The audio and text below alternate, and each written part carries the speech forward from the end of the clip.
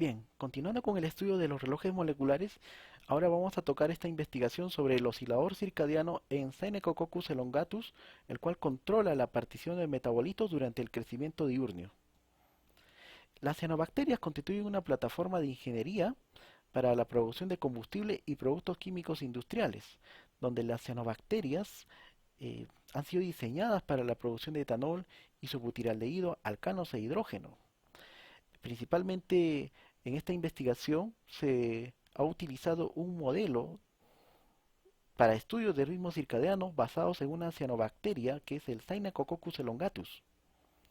En cuanto a desafíos de ingeniería, existen notables diferencias entre cianobacteria fototrófica y bacterias heterotróficas, en donde en cianobacteria fototrófica, en cuanto a actividades celulares, estas responden a luz y oscuridad basado en un metabolismo consistente en fotosíntesis. Por tanto, en cianobacteria fototrófica, los ritmos circadianos van a sincronizar ciclos externos de luz y oscuridad, basado en cambios de expresión génica y ritmos metabólicos. En cuanto a oscilador, tenemos uno basado en CAI, en Cyanobacteria Synechococcus elongatus. Básicamente la proteína CAI-A, este oscilador basado en tres proteínas que es el CAI-A, CAI-B y CAI-C. Entonces, el CAI-A necesariamente responde a la luz a través de esta quinona. Y ese Ki-A activa al Ki-C a través de la quinasa. Una vez que el Ki-C está activado, desencadena cambios transcripcionales a nivel del genoma. Y esos cambios transcripcionales a nivel del genoma ocasionados por el Ki-C los realiza a través de estos componentes, que es el sensor adaptativo del Synechococcus y el regulador asociado al ficobilisoma. Por tanto, aquí se hizo una anotación de las vías y genes utilizando el KEG, que es la Enciclopedia de Genes y Genomas de Kioto. Entonces aquí tenemos una vía pentosa fosfato que es estrictamente catabólico y aquí tenemos el ciclo de Calvin que es estrictamente anabólico. Y luego tenemos genes del pico al anochecer que están marcados en color rojo y genes del picos al amanecer que están marcados en color verde. Y estos son genes circadianos. El negro serían genes no circadianos. Por tanto, aquí se hizo un estudio del contenido de niveles de glicógeno a condiciones de luz constante y ciclos de luz y oscuridad en cepa de Synechococcus, wild type y mutante. El wild type que está marcado en color azul y el mutante que sería cepa carente del KIC. Por lo tanto, aquí se tomaron las muestras cada 4 horas. Entonces vemos que a las 12 primeras horas aumenta el contenido de glucógeno en la cepa wild type y a las 12 siguientes horas, a condiciones de luz constante, disminuye la cantidad de glucógeno. A las 12 siguientes horas aumenta, 12 siguientes horas disminuye. Entonces aquí tenemos como tres ciclos. Mientras que, bueno, tres ciclos que sube y baja la cantidad de glucógeno en la cepa wild type, mientras que en la cepa mutante para KIC observamos fluctuaciones arrítmicas marcados en color rojo. Y aquí básicamente tenemos crecimiento de 12 horas de luz y 12 horas de oscuridad, donde las oscilaciones periódicas tanto en la cepa wild type como en la cepa mutante KIC son similares, por lo tanto aquí estarían respondiendo a la luz. Entonces es probable que en KIC tenga un efecto represor en cuanto a la síntesis de glucógeno. Por lo tanto, aquí se hace un estudio marcado en color rojo cómo va aumentando el contenido de glucógeno hasta las 12 horas. Luego a las 12 horas va disminuyendo notablemente, mientras que aquí en la cepa wild type marcado en color azul es menor la cantidad de glucógeno. Entonces aquí a las 6 primeras horas aumenta el contenido de glucógeno, a las 12 siguientes horas en wild type también aumenta el contenido de glucógeno, pero si comparamos la cepa KIC a las 6 primeras horas, vemos que aumentó notablemente la cantidad de glucógeno en comparación al wild type que están a las 6 primeras horas, pero disminuye notablemente en la cepa KIC a las 6 siguientes horas en comparación al wild type. Entonces, aquí la pregunta era qué gen era el que desencadenaba esta disminución notable del contenido del glucógeno. Entonces, aquí se han utilizado distintas cepas. Aquí tenemos la cepa del Synechococcus elongatus wild type versus la cepa mutante de KIC. Entonces, la cepa wild type está marcada en color azul, la cepa mutante en color rojo. Y vemos que en cuanto a disminución de glucógeno a las 12 siguientes horas, eran casi similares. Ahora luego se hizo otro ensayo de en este caso desintegración del glucógeno, wild type versus la cepa mutante RPA.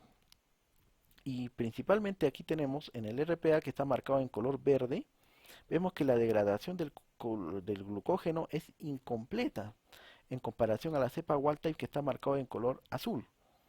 Y luego vemos que aquí la degradación de la cepa mutante KIC fosfomimético, o sea que ha sido sustituido por un aminoácido que imita una proteína fosforilada, es casi similar en cuanto a degradación de glucógeno al RPA, a la cepa mutante RPA, en comparación al wild type que está marcado en azul. Y aquí es lo que vemos, tanto el wild type, este es la cepa mutante RPA y la cepa mutante KIC fosfomimético. Por tanto, aquí lo que observamos es que el crecimiento a distintas diluciones, utilizando el medio de cultivo BMG11 por un periodo de 5 a 7 días, el crecimiento en wild type y cepa mutante KIC son casi similares. Y luego observamos principalmente en la cepa mutante KIC fosfomimético y la cepa mutante RPA, los crecimientos han sido truncados notablemente. Por tanto, aquí observamos que el RPA es necesario tanto para la viabilidad como también para la degradación del glucógeno. Por lo tanto, aquí se hace un análisis de los componentes principales, donde el componente 1 está relacionado al genotipo y el componente 2 está relacionado al tiempo de muestreo. En cuanto al componente 1, el porcentaje es mayor. En todo caso, estas son las cepas KIC. El ABC son las réplicas. Esto es a las 0 horas y aquí tenemos a las 4 horas. Entonces vemos que a las 4 horas, tanto en cepas mutantes, KIC y cepas wild type, eran divergentes, o sea, diferentes. Mientras que aquí, en cuanto a la cepa mutante KIC y cepa wild type a las 0 horas, eran convergentes. Por tanto, se hace nuevamente el análisis de los componentes principales en cuanto al genotipo y tiempos de muestreo y vemos que en este cuadrante tenemos los metabolitos más conocidos, el cual van aumentando cuando pasan de oscuridad a luz, o sea, 4 horas después de encender la luz. Y los metabolitos principales que aparecieron fueron la sacarosa, la glucosa 6-fosfato, fructosa 6-fosfato, la ribosa y la valina. Son los principales metabolitos que aparecen. Mientras que otros metabolitos que aparecen en otro cuadrante son desconocidos y están relacionados al genotipo, mientras que estos metabolitos están relacionados al tiempo de muestreo, o sea, relacionados al paso de oscuridad a luz. Por tanto, los metabolitos que aparecen tanto en wild type como en KIC sería la glucosa 6-fosfato, la tirosina, la valina, así como la treonina y la sacarosa. Y mientras que la fructosa 6-fosfato aparece en la cepa KIC. Entonces, estas aparecen en ambas y la fructosa 6-fosfato aparece en KIC. Mientras que las que aparecen en wild type son desconocidas. Muchos metabolitos son desconocidos.